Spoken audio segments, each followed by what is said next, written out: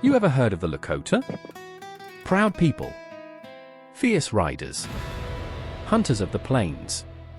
Some say they were made of wind and shadow, moving through the grass like ghosts, speaking only when it mattered. Folks feared them. Folks respected them. But what most folks don't know is this one story. See, back in the days when law came with a six-shooter and a preacher held more power than a judge, there was a girl. Not a girl, really. A woman. Young, freckled, full of fire. They tried to cage her in lace and gold. Force her into a marriage built on fear. But she ran. Into the wild. And that's where she met him. A Lakota warrior. Young. Silent. Deadly if he needed to be.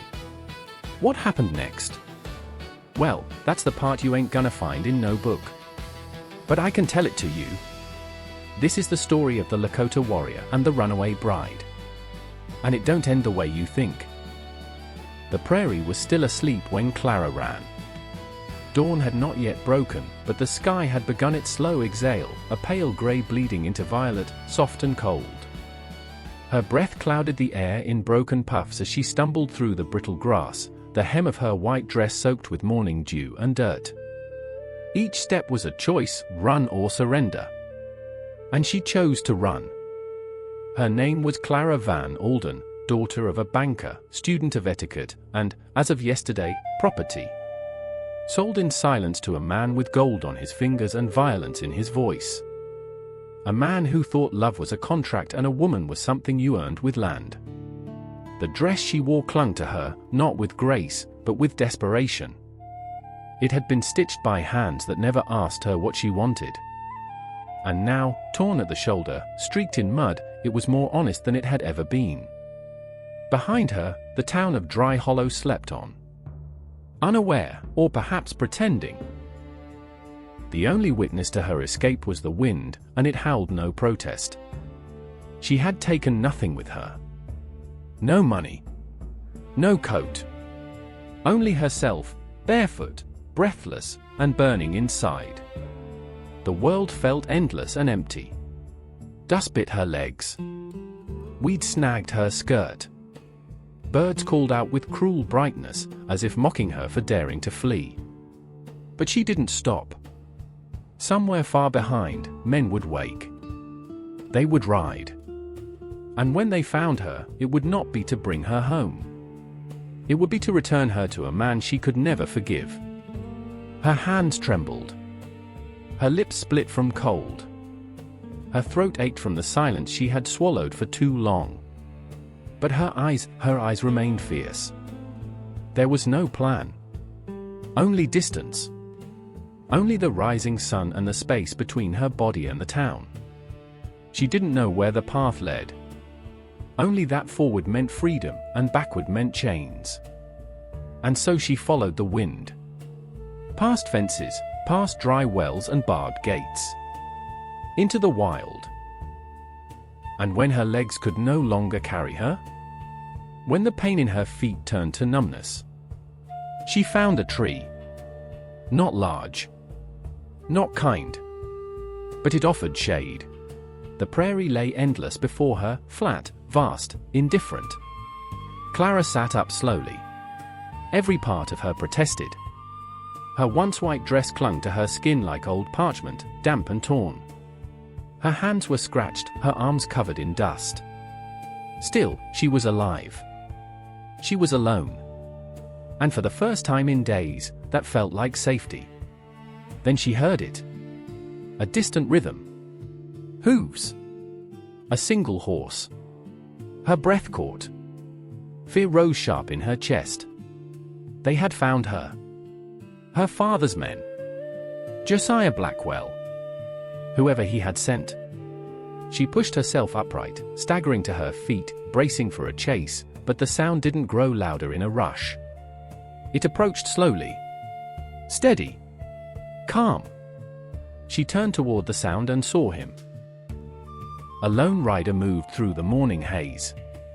His silhouette emerged against the horizon, black against the gold. He wasn't searching. He wasn't hunting. He was simply coming closer. Clara froze. Her fingers clutched the fabric of her dress. Her feet were bare and blooded. Her body exhausted. There was nowhere to run. As the horse approached, the rider slowed. And now she could see him clearly. He was young, no more than 22, but there was something timeless in the way he held himself. His skin was a rich bronze, sun-warmed and wind-shaped. Long black hair was braided tight and rested over his shoulders. His chest was bare beneath a sleeveless leather vest, and his legs were covered in soft buckskin. Beads wrapped one wrist. A pouch hung from his hip. A bow was slung across his back. But what struck her most were his eyes. Dark, still, unreadable, and somehow kind. The horse came to a halt a few paces away. The rider didn't speak. Didn't raise a hand. Didn't threaten. He simply looked at her. Clara's heart pounded. Her instinct screamed to flee, but her legs wouldn't obey. She wanted to speak, to demand his name, his reason, his loyalty. But nothing came out. He moved slowly, deliberately. No sudden motion.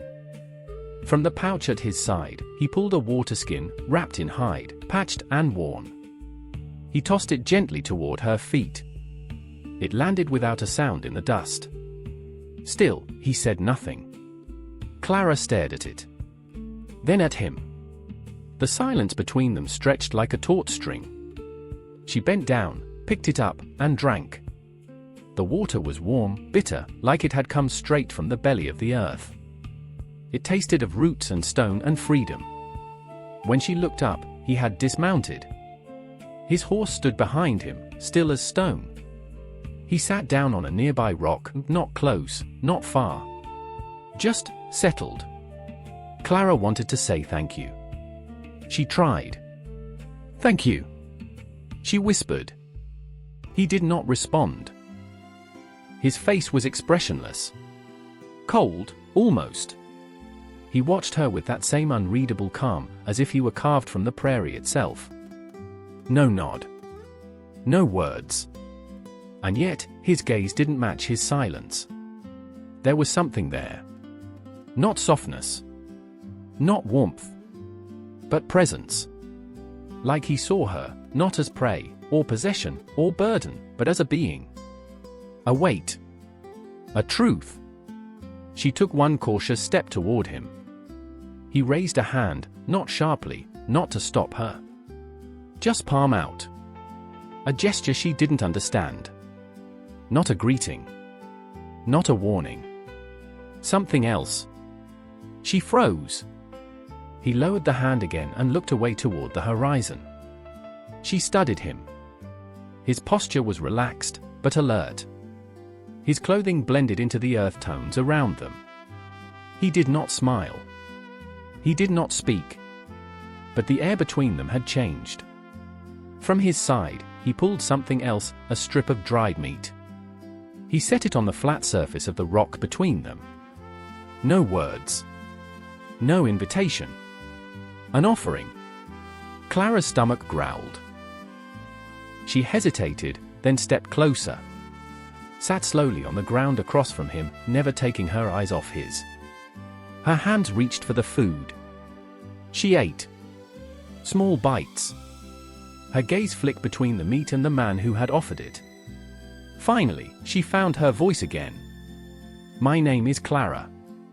Still nothing. She repeated it, a little louder, uncertain. "Clara." He studied her face for a long moment. Then finally, he spoke. "Lakota." His voice was low. Calm. Steady. A word full of weight and wind. She didn't know if it was his name, or a word she wasn't meant to know. But it belonged to him. "Lakota," she echoed softly. He gave a single nod. Not approval. Not invitation. Just recognition. They sat like that for some time. In silence. With dust on their clothes, and the sun rising higher above the ridgeline. No promises. No demands. Only the strange, steady rhythm of two people not meant to meet, yet undeniably here. And in the space between one breath and the next, Clara understood something. The man before her was not her savior. He was not her captor. He was not her enemy. He was a mirror of what she could become, if she chose it. Of what was possible, beyond town lines and family names. Eventually, Lakota stood, whistled softly. The horse came to him without protest. He mounted, looked down at her once, then turned toward the hills. Not away, but forward. And Clara, barefoot, bruised, burning inside, rose to her feet and followed. Not because she had to, but because for the first time, she wanted to. They didn't speak much. Not because there was nothing to say, but because the land did not ask for noise. The trail they followed wove through low hills and open dust, the sky above stretching wide like a faded canvas. Clara walked behind the Lacota warrior, a pace or two back. Not by command, but instinct. She watched the way he moved, quiet feet, low center, a man shaped by silence. His name was Lakota. That was all she knew. He hadn't offered more, no story, no explanation, not even a question. But he had given her water, food, his presence. And somehow, that meant more than words. The wind pulled at her torn dress. The sun sat low in the sky now, hot and honey-colored. Sweat clung to her neck and behind her knees. But Clara kept walking. She didn't know where they were going. Only that she wasn't alone. And for now, that was enough. By afternoon, they reached a ridge. From there, she saw the first real sign of something alive, smoke, thin and rising. A camp. Lakota slowed, then turned. He made a motion with two fingers, downward, gentle, and Clara obeyed without thinking. She crouched low in the grass beside him.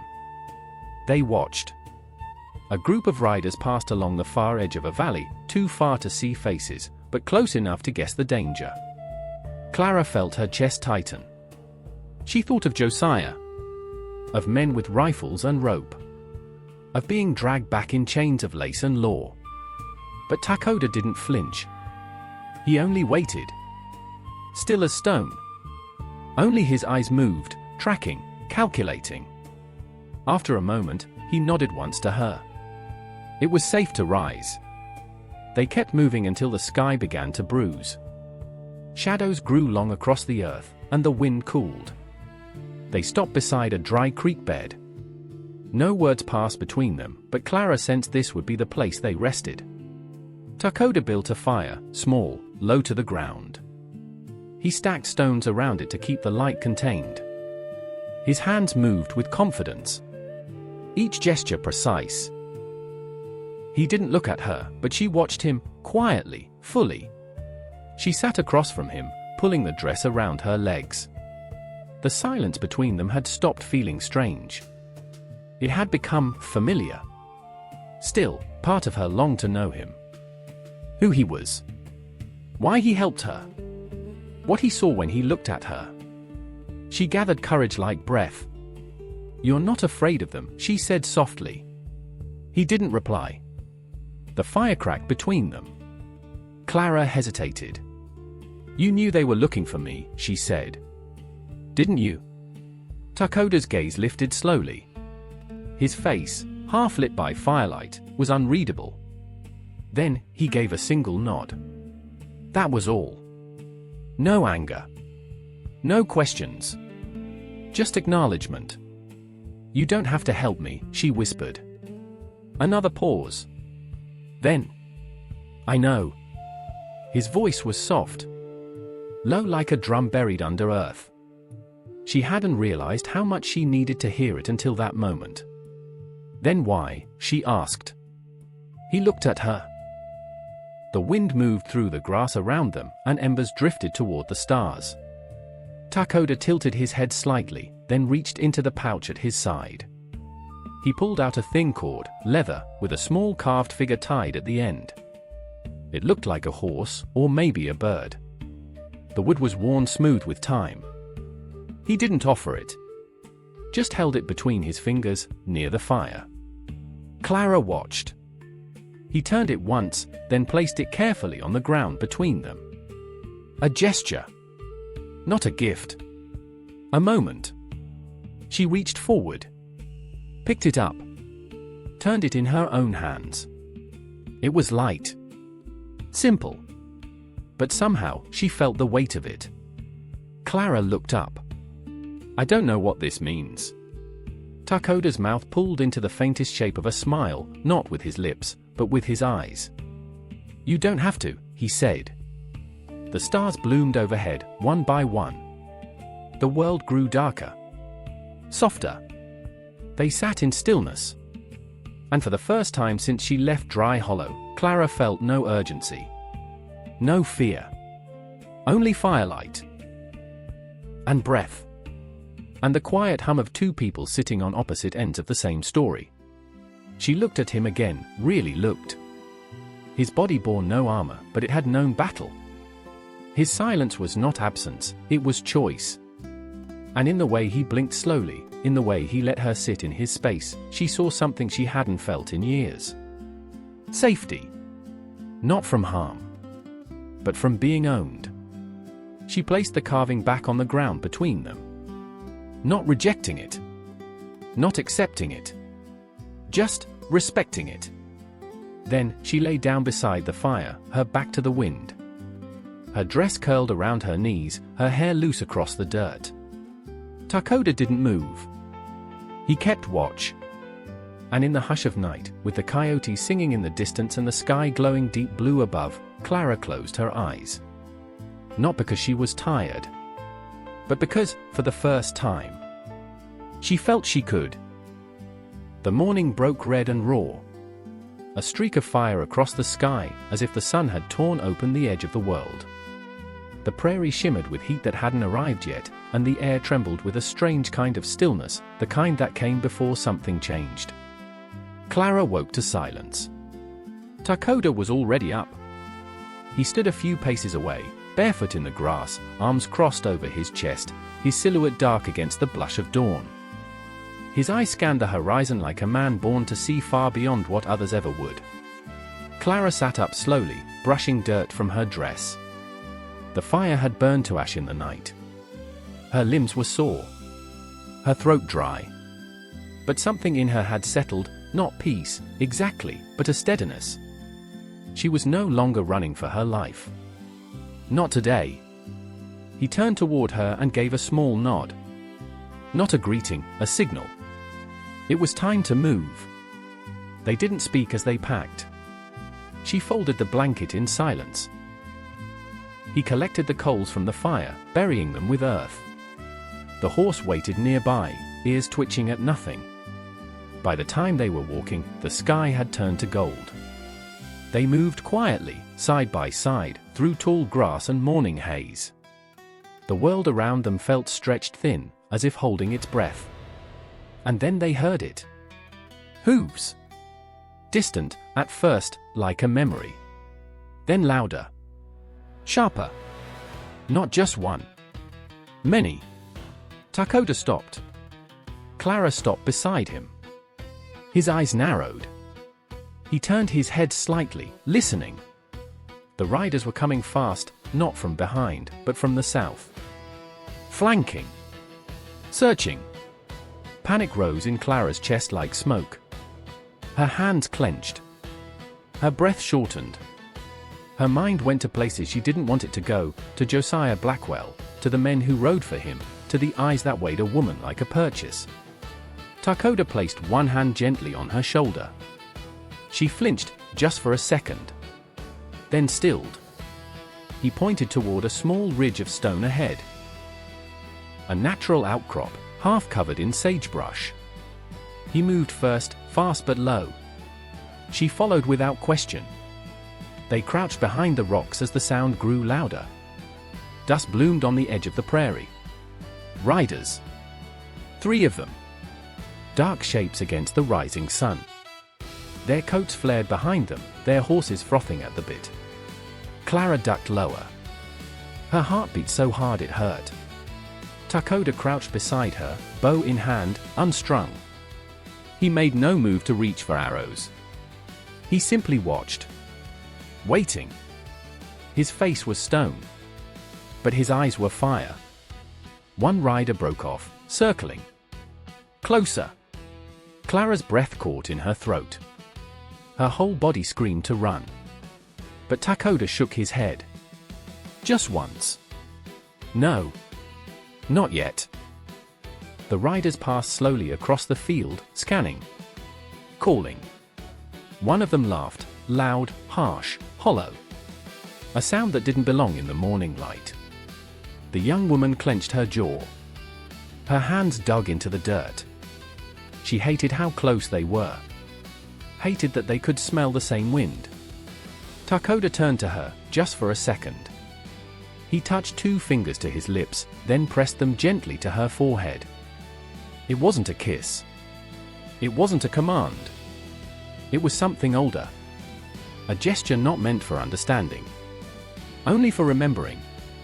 She closed her eyes. Breathed in. Breathed out. And when she opened them, the riders were gone. The field was empty again. Lakota waited a full minute before moving.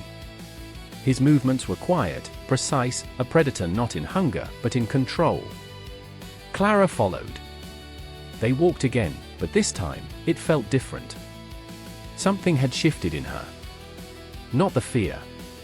That still lived beneath her ribs. But the trust. He had faced her world and stood still. Not for glory. Not for gain. Just for her. By midday, they reached a hill that overlooked a dried-out riverbed. Trees clung to the edge like forgotten stories. They stopped there to rest. Clara sat on a rock, hair tangled, dress torn. But she held her head high. The sun caught her freckles, cast shadows across her collarbone. Lakota sat beside her. Still silent. Still present. The world below was wide, but it no longer felt overwhelming. She looked at him, at the warrior who had entered her story without permission, but who now felt written into every line of it. "Why did you stay?" she asked quietly. He didn't answer. Just looked at the land. At the trail ahead. At her. And Clara knew. Some answers didn't need words. Evening came like a hush. The wind that had carried her from Dry Hollow now moved with reverence, whispering through grass, stirring leaves like breath against skin. The sky burned with amber and violet, folding over the horizon like a closing book. They had made no plan. No decision spoken aloud. But something in the stillness said, this is where it ends. They reached a ridge at twilight. Below them, the land stretching endlessly, soft and open. Above them, stars waiting to arrive. Lakota dismounted first. His movements, as always, were slow and deliberate. He tied the horse to a branch and stood at the edge of the hill, arms crossed, gaze fixed far beyond where eyes could see. Clara stood beside him, arms wrapped around her body. Her dress was a ruin of what it once was, torn lace, brown hem, freckled with blood and dust. But she no longer shrank inside it. She had not spoken much since the near encounter with the riders. There was nothing to say that wouldn't crumble under the weight of silence. Instead, she let the land speak. Let the distance say what neither of them dared to. Lakota turned. From the small pouch at his belt, he pulled something wrapped in hide. He unfolded it carefully, revealing a small carved pendant, oval-shaped, tied with raw leather, its surface worn smooth by years of being touched. He stepped closer. No rush. No tension. Just presence. He held it out to her in his open palm. Clara looked down at it. Her chest rose, then fell. She didn't reach for it. Not yet. "What does it mean?" she asked, her voice a whisper. Lakota's eyes held her gaze for a long time. Then he spoke, slow and soft. "Home. But not the place. The choice." She swallowed. The meaning cut deeper than she expected. She wasn't choosing between people. She was choosing between who she had been and who she might become. Her fingers closed gently around the pendant. It was warm from his skin. She didn't cry. She didn't speak. She just looked at him. And for the first time since she met him, Lakota looked uncertain. There was something in his posture now, not fear, but ache. As if he had learned to let go long before he ever knew how to hold on.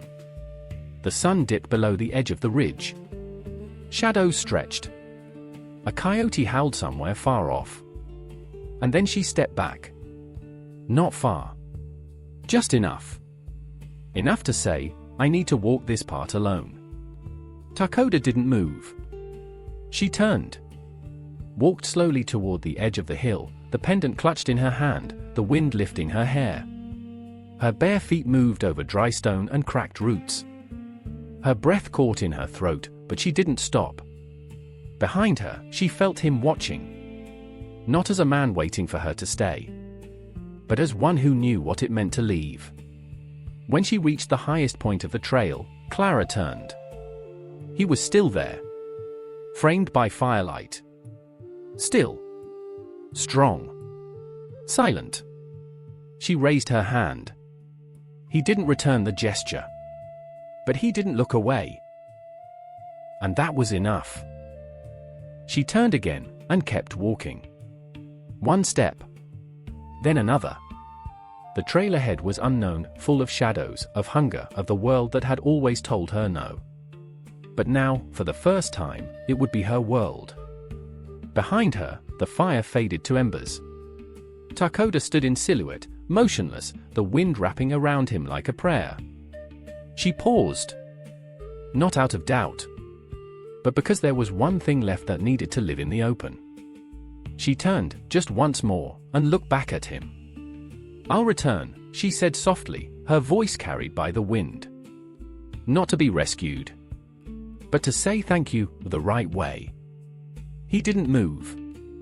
But his eyes, even from that distance, held hers.